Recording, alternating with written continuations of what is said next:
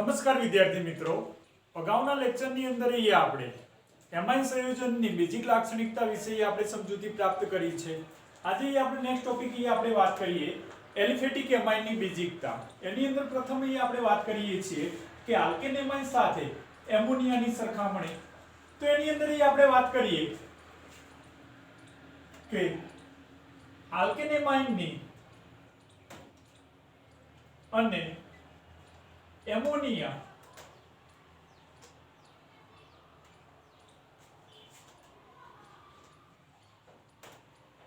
બેઝિકતાની સરખામણી માટે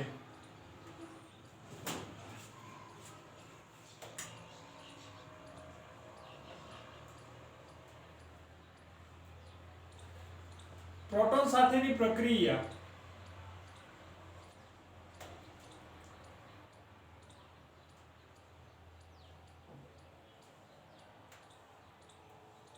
ધ્યાનમાં લેવામાં આવે છે.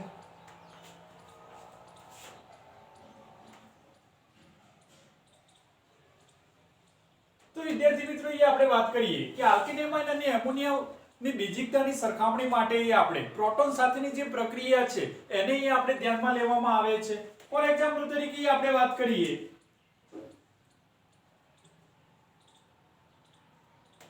કે આલ્કેન એમાઇન છે કે નાઇટ્રોજન ઉપર આપણને અબંધકારક ઇલેક્ટ્રોન આપણને આપેલું છે.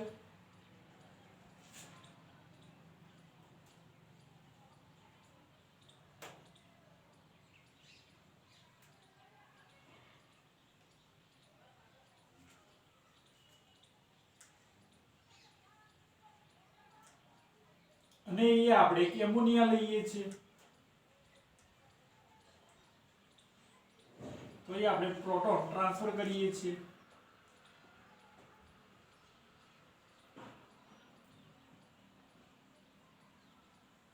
તો આપણે વાત કરી શકીએ કે આલ્કાઇલ સમૂહ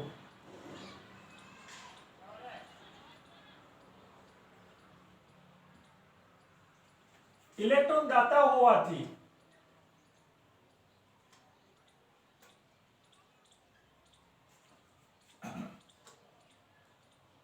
આલ્કેન એમાઇનમાં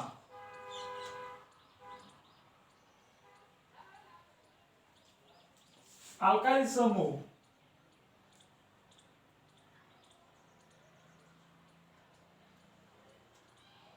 ઇન્ડક્ટિવ પ્રેરક અસર ધન પ્રેરક અસર ઉત્પન્ન કરે છે. તેથી નાઇટ્રોજન પર રહેલા અબંધકારક ઇલેક્ટ્રોન યુગ્મ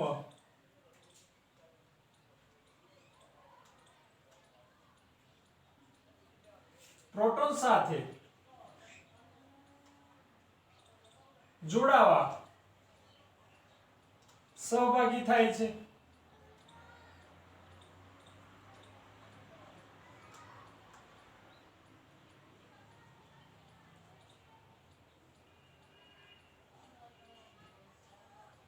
કે વિદ્યાર્થી મિત્રો આપણે વાત કરીએ કે આલ્કાઇલ સમૂહ જે છે એ આલ્કાઇલ સમૂહ ઇલેક્ટ્રોન દાતા સમૂહ હોવાથી આલ્કેન એમાઇનમાં આલ્કાઇલ સમૂહ ધન પ્રેરક અસર ઉત્પન્ન કરે છે. તેથી નાઇટ્રોજન પરમાણુ પર રહેલા જે અબંધકારક ઇલેક્ટ્રોન જે છે એ પ્રોટોન સાથે સરળતાથી જોડાવા માટે પ્રાપ્ત થાય છે.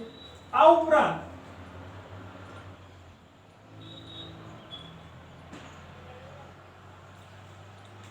કે આલ્કાઇલ સમૂહ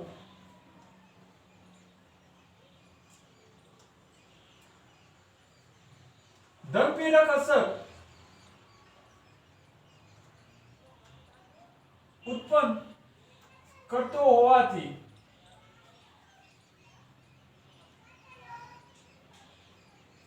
એમાઇનમાંથી વિસ્થાપિત થતો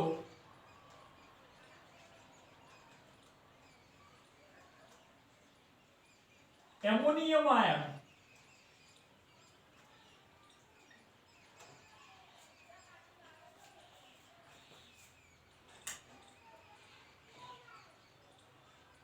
ધન વીજભારના ફેલાવા માટે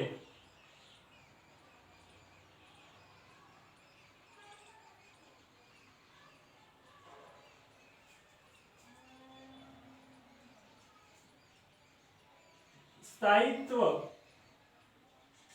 પ્રાપ્ત કરે છે અને આથી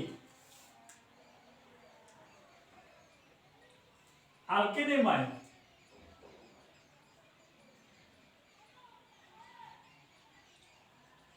એમોનિયા કરતા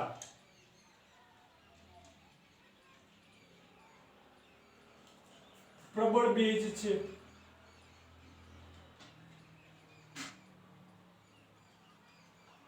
કે વિદ્યાર્થી મિત્રો એ આપણે વાત કરી કે આલ્કાઇલ સમૂહ જે છે એ ઇલેક્ટ્રોન દાતા સમૂહ હોવાથી આલ્કેનેમાઇનમાં આલ્કાઇલ સમૂહ એ ઇન્ડક્ટિવ પ્રેરક એટલે કે ધન પ્રેરક અસર ઉત્પન્ન કરે છે. તેથી નાઇટ્રોજન પર રહેલા અબંધકારક ઇલેક્ટ્રોન યુગ્મ એ પ્રોટોન સાથે સરળતાથી જોડાવા માટે પ્રાપ્ત થાય છે. આ ઉપરાંત કે આલ્કાઇલ સમૂહ એ ધન પ્રેરક અસર ઉત્પન્ન કરતો હોવાથી એમાઇન માંથી વિસ્થાપિત થતા એમોનિયમ આયન અહીંયા આપણને જે મળે છે એ એમોનિયમ આયન ધન વીજભારના ફેલાવાને કારણે સ્થાયિત્વ પ્રાપ્ત કરે છે.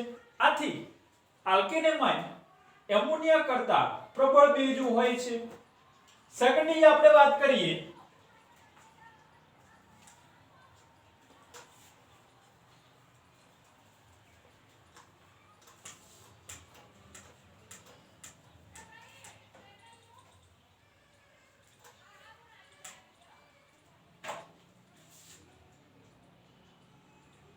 કે પ્રાથમિક, દ્વિતીયક, તૃતીયક આલ્કેનેમાઇનની સરખામણી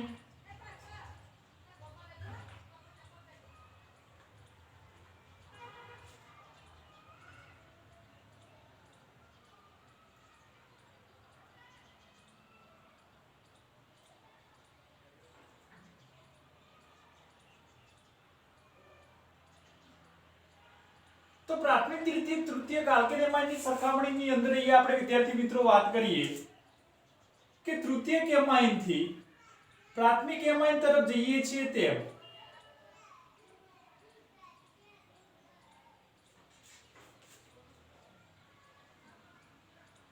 આલ્કાઇલ સમૂહની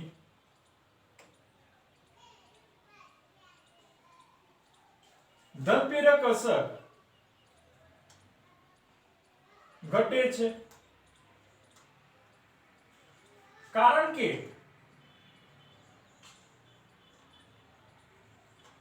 પ્રાથમિક, દ્વિતીયક અને તૃતીયક એમાઇન સંયોજનોમાં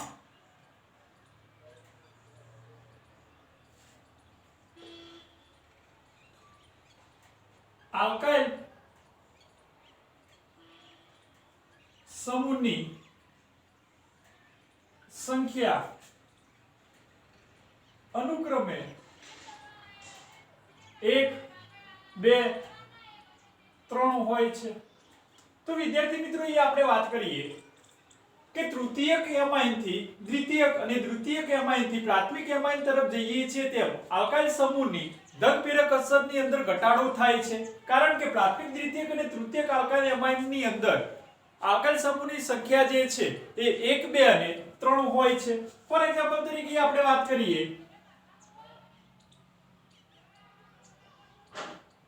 કે એમોનિયા છે,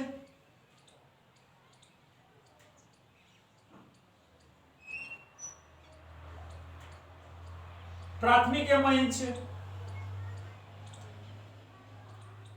કે જેની અંદર આલ્કાઇલ સમૂહની સંખ્યા 1 છે.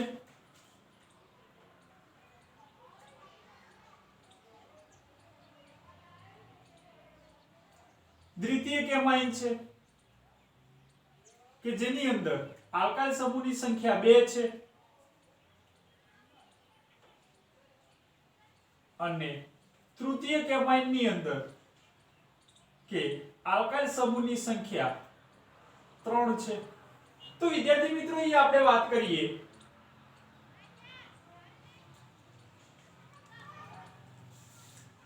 કે આલ્કાઇલ સમૂહ જે છે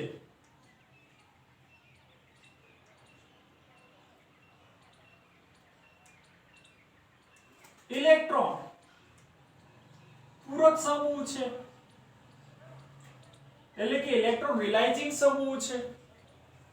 તેથી તે બંધના ઇલેક્ટ્રોન નાઇટ્રોજન પરમાણુ તરફ મોકલે છે કે વિદ્યાર્થી મિત્રો એ આપણે વાત કરીએ કે આલ્કાઇલ સમૂહ જે છે એ ઇલેક્ટ્રોલાઇઝિંગ ગ્રુપ છે, એટલે કે ઇલેક્ટ્રોન પૂરક સમૂહ છે. તેથી તે બધા જે ઇલેક્ટ્રોન છે એ નાઇટ્રોજન પરમાણુ તરફ અહીંયા આપણને મોકલે છે. આથી નાઇટ્રોજન પરમાણુ પર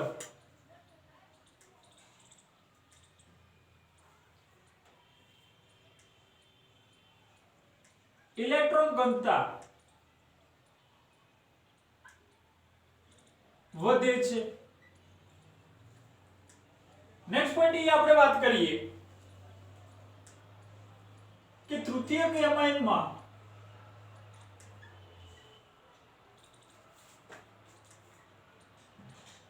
આલ્કાઇલ સમૂહની સંખ્યા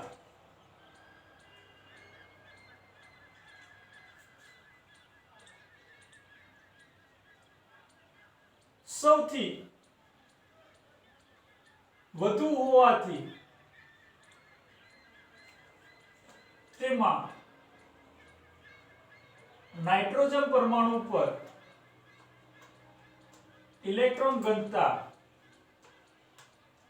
પણ સૌથી વધુ હોય છે.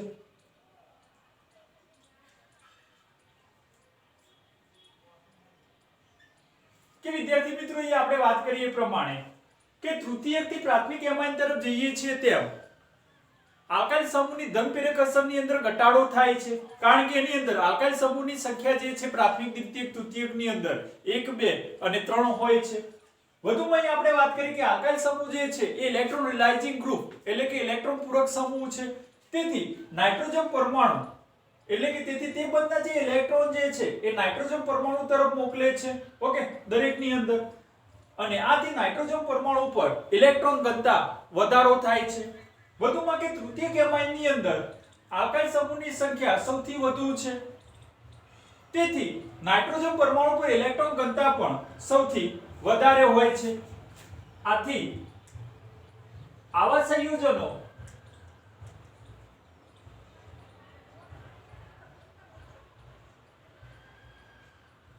ઇલેક્ટ્રોન યુગ્મનું દાન સરળતાથી થાય છે.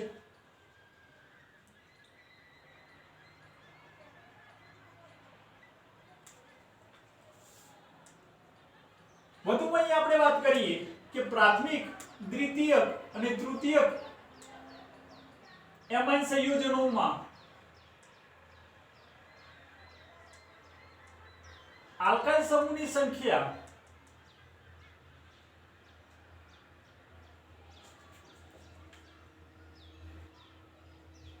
વધુ હોવાથી તેની બેઝિકતામાં પણ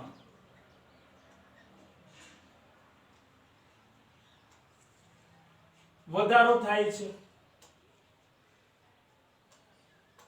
કે વિદ્યાર્થી મિત્રો એ આપણે વાત કરી કે પ્રાથમિક, દ્વિતીયક અને તૃતીયક સમૂહની અંદર કે આલ્કાઇલ સમૂહની સંખ્યા જેમ વધે છે તેમ એની બેઝિકતાની અંદર પણ વધારો થાય છે. તો બેઝિકતા માટે એ આપણે ક્રમ લખીએ તો તૃતીયક amine greater than secondary amine greater than પ્રાથમિક એમાઇન greater than એમોનિયા.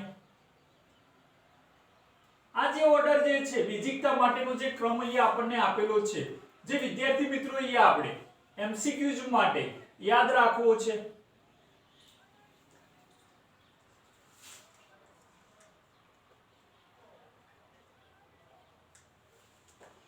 કે એમાઇન સંયોજનની બેઝિકતા માટેનો જે અહીંયા આપણને ઓર્ડર આપેલો છે તૃતીયક, દ્વિતીયક, પ્રાથમિક અને એમોનિયા જે છે અહીંયા આપણે યાદ રાખવો છે. થર્ડ અહીંયા આપણે કન્ડિશનની અંદર આપણે વાત કરીએ સોલ્વેશન એટલે કે હાઇડ્રેશન અસર.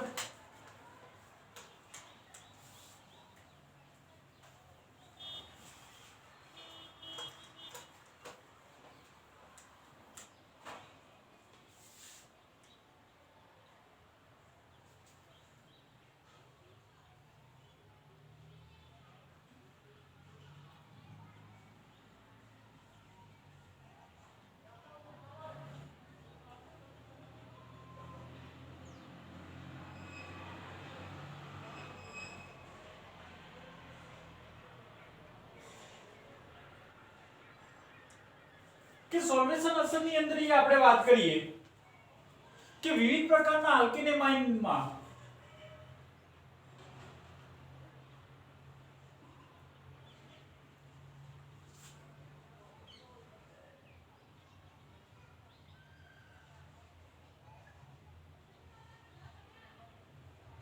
જલીય માધ્યમમાં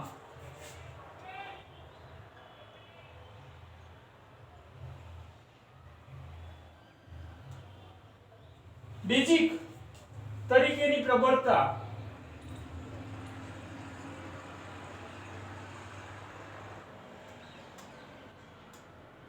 ઉપરના ક્રમમાં હોતી નથી કે એ આપણે જે વાત કરી કે એમાઇન સંયોજનની જે બેઝિકતા માટેનો જે આપણે ઓર્ડર લખ્યો છે વિદ્યાર્થી મિત્રો, તૃતીયક એમાઇન, દ્વિતીયક એમાઇન, પ્રાથમિક એમાઇન અને પછી આ લાસ્ટમાં એમોનિયા આવે છે. તો એ જ રીતની અંદર આપણે સોલ્વેશન એટલે કે હાઇડ્રેશન અસરની અંદર આપણે વાત કરીએ કે વિવિધ પ્રકારના જે આલ્કેન એમાઇન જે છે એની જલીય માધ્યમમાં બેઝિક તરીકેની જે પ્રબળતા છે હાલ આપણે જે બોલ્યા છે એ પ્રમાણે હોતી નથી, કારણ કે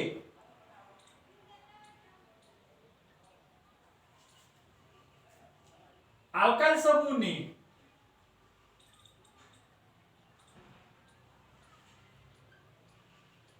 ધન પ્રેરક અસર તેમજ પાણીના અણુ સાથે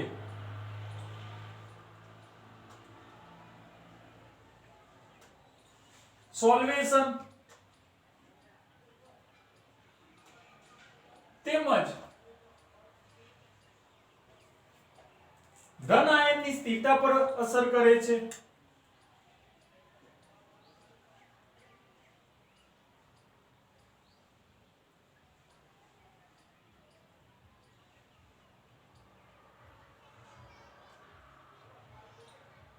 કે વિદ્યાર્થી મિત્રો આપણે વાત કરી કે જે એમાઇન સંયોજનની જે બેઝિકતાનો જે આપણે ઓર્ડર જે લખ્યો છે એ પ્રમાણે જલીય માધ્યમની અંદર આલ્કેન એમાઇનની બેઝિકતાનો પ્રબળતાનો ક્રમ હોતો નથી, કારણ કે એની અંદર પણ આલ્કાઇલ સમૂહની ધન અસર પાણીના અણુ સાથે સોલ્વેશન તેમજ ધન આયનની સ્થિરતા પર અસર કરે છે. તેથી આપણે કહી શકીએ કે જેમ ધન આયનનું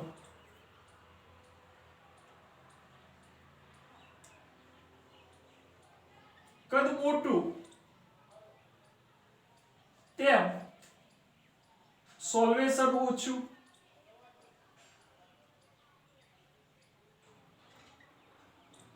અને ધન આયનની સ્થિરતા ઓછી.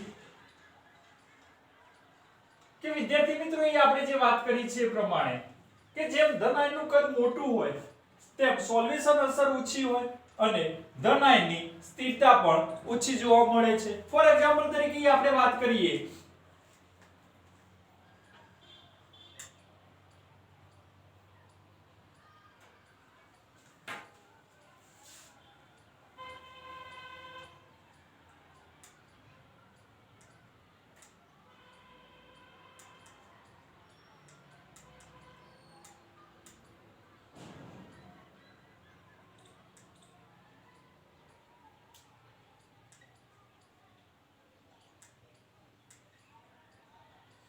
greater than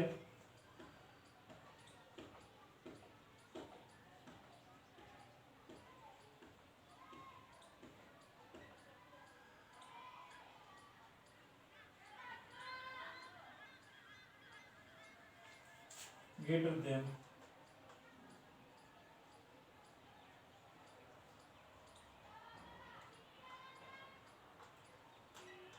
એટલે કે બેઝિકતા માટેનો જે ક્રમ છે સોલ્વેશન અસરની અંદર જે આપણે આ પ્રમાણે લખી શકીએ છીએ. પ્રાથમિક એમાઇન greater than દ્વિતીયક એમાઇન greater than તૃતીયક એમાઇન. તો વિદ્યાર્થી મિત્રો અહીંયા આપણે જે ઓર્ડર છે એ ઓર્ડર MCQs માટે તમારે યાદ રાખવા પડશે કે એમાઇન સંયોજનોનો જે છે પાણીના અણુ સાથે એટલે કે સોલ્વેશન અથવા તો હાઇડ્રેશન જે અસર છે એના માટેનો જે બેઝિકતાનો જે ઓર્ડર એ આપણને આપેલો છે પ્રાથમિક દ્વિતીયક અને તૃતીયક એમાઇન થાય છે. નેક્સ્ટ અહીં આપણે વાત કરીએ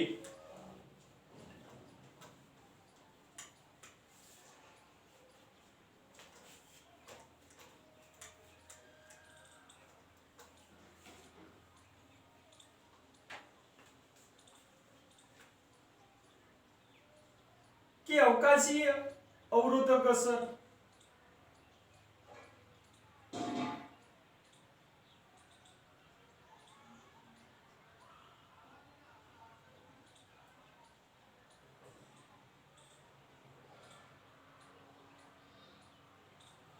કે એની અંદર આપણે વાત કરીએ અવકાશીય અવરોધક અસરની અંદર આપણે વાત કરીએ જો આલ્કાઇલ સમૂહ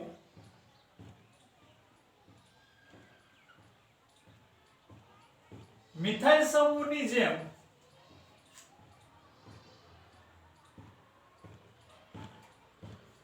નાનો હોય તો કે આપણે વિદ્યાર્થી મિત્રો વાત કરીએ છીએ અવકાશી અવરોધક અસરની અંદર કે જો આલ્કાઇલ સમૂહ મિથાઇલ સમૂહની જેમ નાનો હોય તો હાઇડ્રોજન બંધ બનાવવા માટે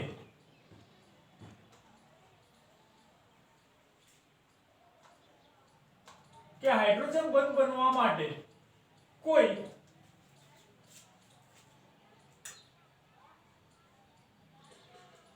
અવકાશી અવરોધ હોતો નથી.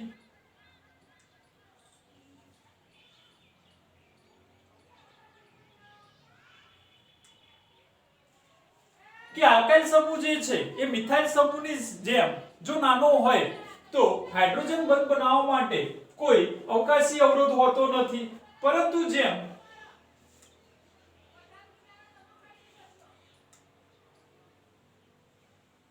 આલ્કાઇલ સમૂહ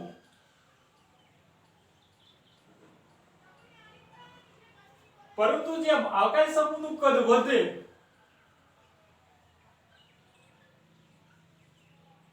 તેમ હાઇડ્રોજન બંધ માટે અવકાશી અવરોધ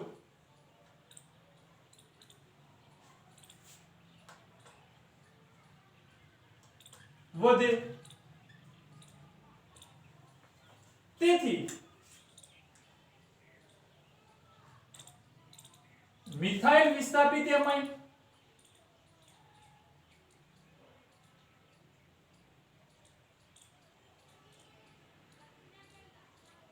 અને ઇથાઇલ વિસ્થાપિત એમાઇનમાં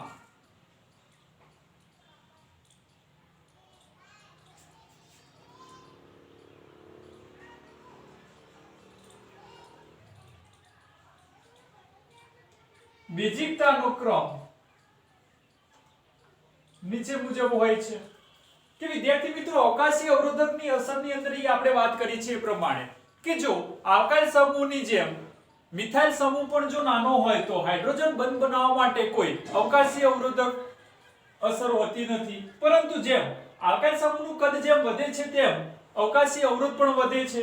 તેથી મિથાઇલ અને ઇથાઇલ વિસ્થાપિત એમાઇનની અંદર આપણે બેઝિકતાનો આપણે ક્રમ આપણે લખીએ છીએ જે એમસીક્યુઝ માટે મોસ્ટ ટાઈમિક છે કે વારંવાર પૂછાતો આવે છે.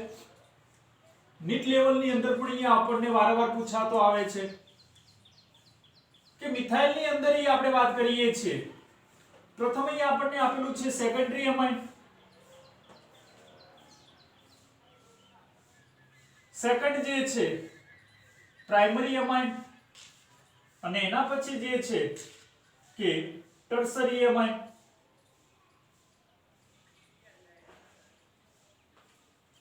જ્યારે ઇથાઇલ માટે આપણે ઓર્ડર લખીએ છીએ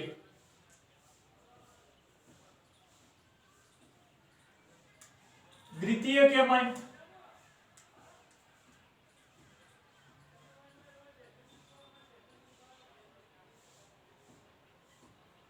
પછી છે તૃતીયક એમાઇન અને પછી છે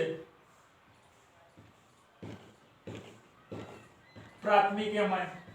તો વિદ્યાર્થી મિત્રો આપણે જે મિથાઇલ અને ઇથાઇલ વિસ્થાપિત એમાઇન માટેનો જે બેઝિકતા માટેનો જે ઓર્ડર અહીંયા આપણને આપેલો છે, જે મોસ્ટ આઈપી એમસીક્યુઝ તરીકે છે, વારંવાર નીટની એક્ઝામની અંદર અને બોર્ડની એક્ઝામની અંદર પણ પૂછાતા આવે છે કે મિથાઇલ માટે અહીંયા આપણે ઓર્ડર લખીએ છીએ કે યાદ રાખવા માટે આપણે શોર્ટ ટ્રિક છે અહીંયા આપણને આપેલું છે કે 213 છે અને આના માટે જે છે એ 231 છે. તો વિદ્યાર્થી મિત્રો જે છે કે મિથાઇલ વિસ્થાપિત એમાઇન માટે બેઝિકતાનો જે માટેનો ઓર્ડર જે છે દ્વિતીયક એમાઇન, પ્રાથમિક એમાઇન અને તૃતીયક એમાઇન છે, એટલે કે 213 યાદ રાખવું છે. એનું ઓપોઝિટમાં અહીં આપણે યાદ રાખવું છે ઇથાઇલ માટે સેકન્ડરી એમાઇન, ટર્શરી એમાઇન અને પ્રાથમિક એમાઇન. તો વિદ્યાર્થી મિત્રો અહીંયા આપણે આજના લેક્ચરની અંદર અહીંયા આપણે એલિફેટિક એમાઇન સંયોજનની જે બેઝિકતા જે છે એ આપણે આજે સમજૂતી પ્રાપ્ત કરી છે અને નેક્સ્ટ લેક્ચરની અંદર આપણે એરોમેટિક એમાઇનની બેઝિકતા વિશે આપણે સમજૂતી પ્રાપ્ત કરીશું. Thank you.